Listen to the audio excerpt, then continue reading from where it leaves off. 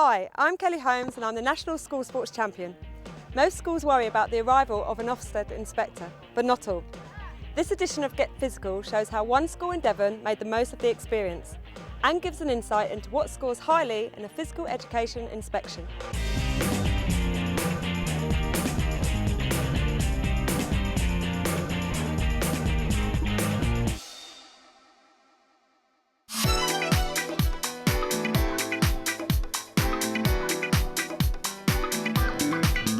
In the summer of 2005, Ofcom Secondary School in Devon was part of a pilot programme for Ofsted subject inspection in PE. Using the new self-assessment findings, the score came out well with an overall grading of good with outstanding features. Get Physical went back to film the sorts of things which impressed the inspectors so much, like the quality of leadership. When I spoke to the head and the head of subject, my initial impression was these were people who were really committed to the subject, appreciated the value of the subject, and were passionate about what it could offer young people. And I was impressed with what the school was trying to achieve for these youngsters, on a shoestring really, because the facilities were very mediocre.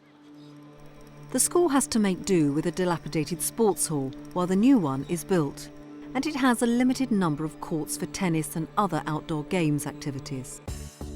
But Carol felt that the school was doing well despite this. She found the PE department had a well-balanced curriculum, planned to meet the needs of all students, under the leadership of James Ingham Hill. He knew what needed to be done in the school, in the subject, and he knew what the strengths were. We're going to sidestep, okay, until we get, okay, to inside tram line.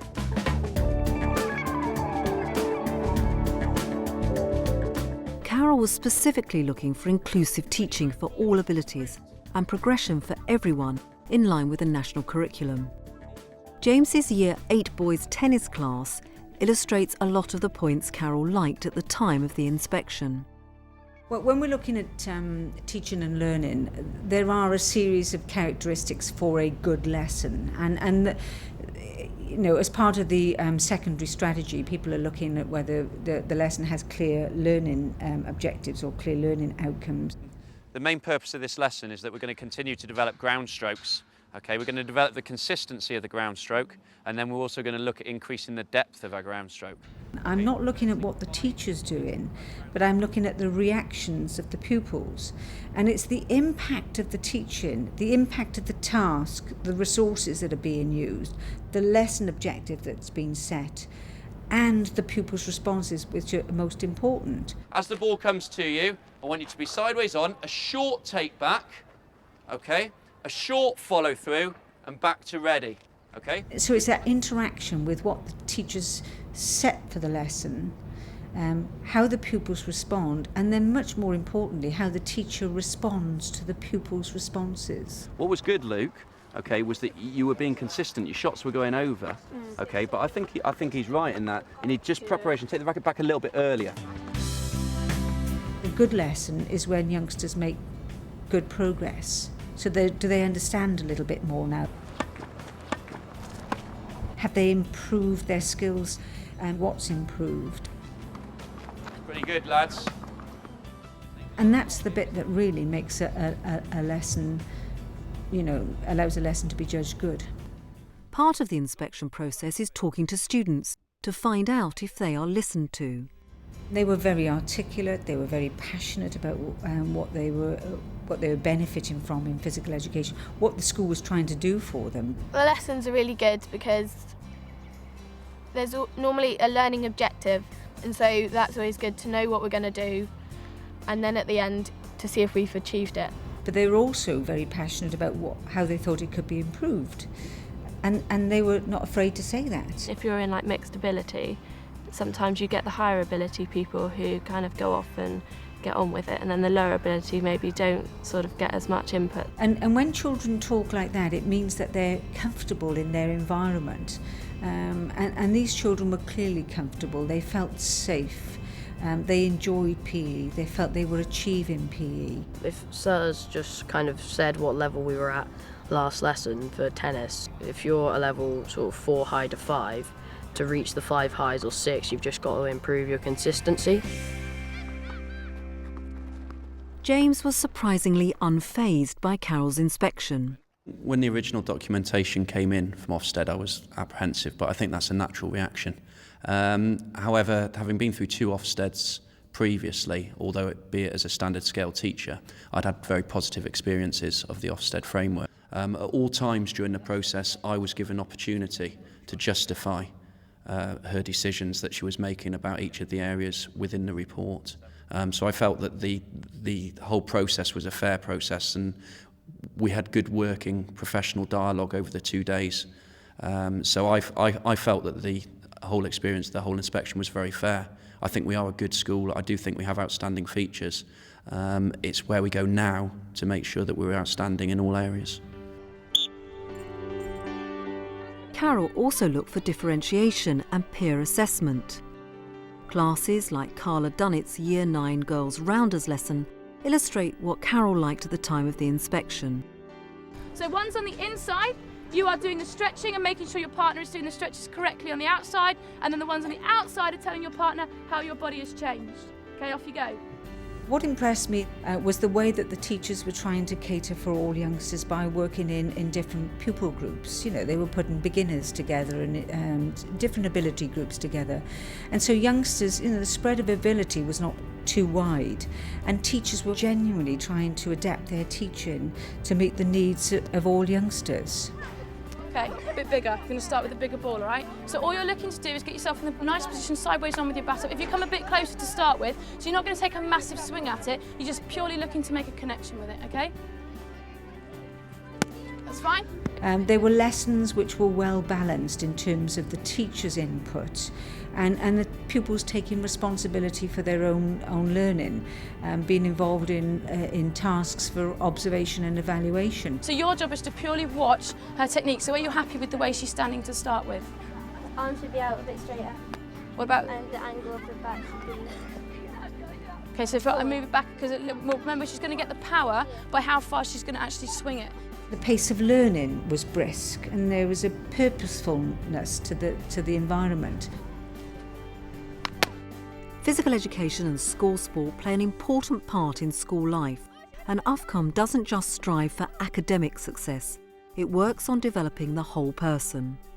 That we don't think we're an exam factory, we want to be far more than that, and that success and achievement and attainment has to be in a much broader range of areas than that. I think the school has over the years established a reputation for, yes, getting children good examination results, but also providing plenty of opportunities for outdoor pursuits, you know, the climbing, the caving, canoeing, whatever it might be. Carol was also impressed by innovative warm-up techniques. She observed that staff had devised a modified netball game which was used as a warm-up in an athletics lesson, with a focus on different passes. Nina Midson's Year 7 class demonstrates the idea Carol observed. It was all those little bits and how the teacher makes it an exciting, varied, surprising sometimes learning environment which motivated and switched these youngsters on. And it wasn't just about one activity, but what they could learn about that activity in relation to other skills too. Next, the class transfers the moves used in netball to help with shot-putting technique. The use of resource cards with text and images impressed Carol too. Evaluators, have a look at your tick boxes. Have a read, familiarise yourselves with them. The teachers were making effective use of resources, and in one instance they were using some resource cards to help children to identify correct technique in a particular skill. But it wasn't static. You know, there was lots of activity and only short bursts of this. You've just started that, so you know that it's something that Megan needs to concentrate on. So when it's her next go, you can then look at that again. Has she made that correction? Is it consistent? Is she doing it all the time?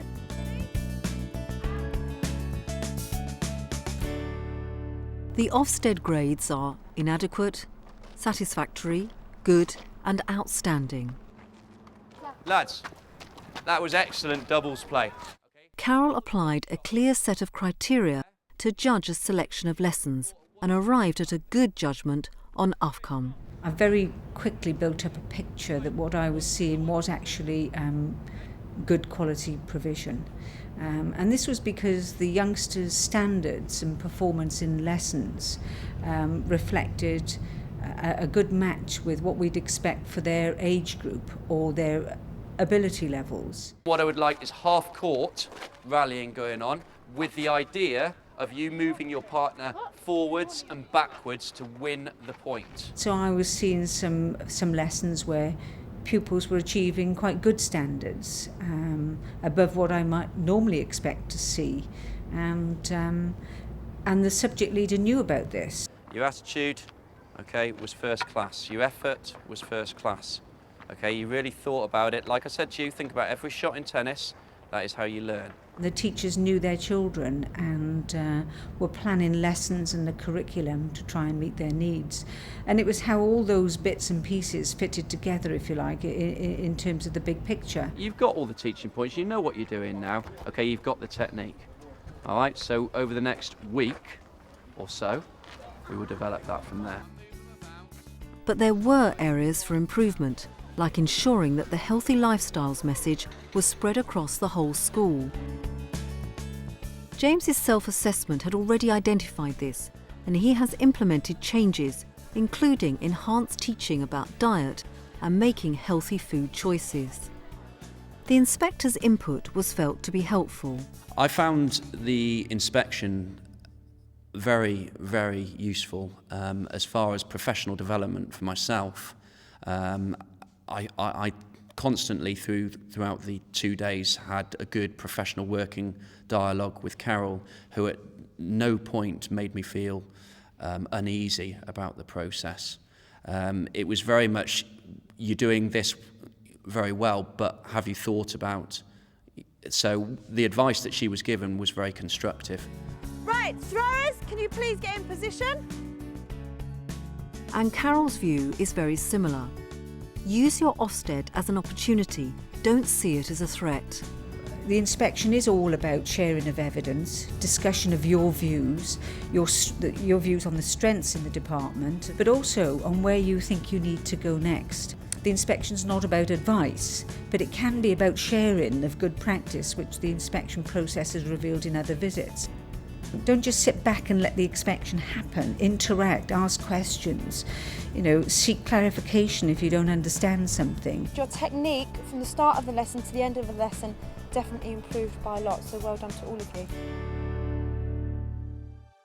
So Ofcom demonstrated to Carol that they have strong leadership and management who listen to what the students have to say, good quality of provision in teaching and learning, and they have achieved a good grading because of high standards and students showing good progress. Ofcom's GCSE results in PE were the highest in Devon, with 92% A-star to C grades in 2005. But this isn't the whole picture of what motivates James. Personally, I believe that as long as every child applies maximal effort, they will reach their maximal level. Now, whether that level for them is a level 4 or whether it's a level 6, they will not be able to achieve any more due to the fact that they're applying maximum effort. And I don't think you can be any happier than that when you're teaching pupils.